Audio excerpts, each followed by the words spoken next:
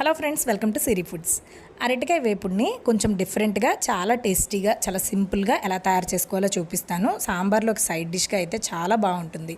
ఈ వేపుడు తయారు చేసుకోవడానికి స్టవ్ ఆన్ చేసి ఒక వెడల్పుగా ఉన్న ఒక మూకుడు పెట్టుకుని 4 టేబుల్ స్పూన్ల నూనె వేసి అది వేడయ్యాక 1 టీ స్పూన్ ఆవాలు వేసి చిటపటలాడనివ్వాలి.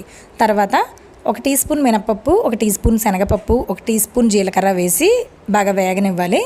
ఈ పోపు వేగిన తర్వాత 2 ఎండుమిరపకాయలను కూడా చిన్న ముక్కలుగా కట్ చేసుకుని వేసుకుని వీటన్నిటిని బాగా వేగనివ్వాలి.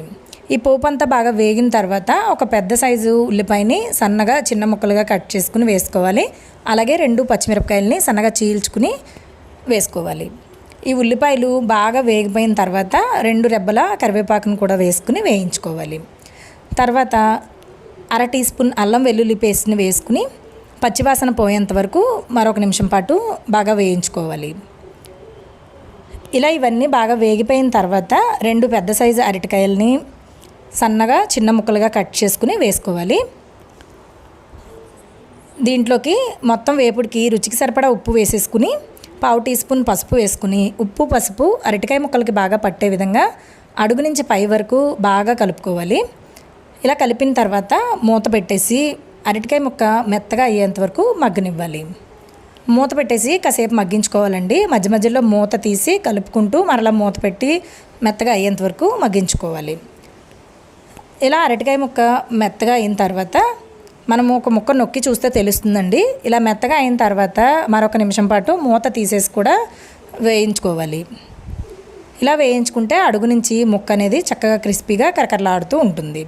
ఇక్కడ మీకు నూనె సరిపోలేదు అనుకుంటే ఒక 2 టీ స్పూన్ల నూనెను వేసుకోండి.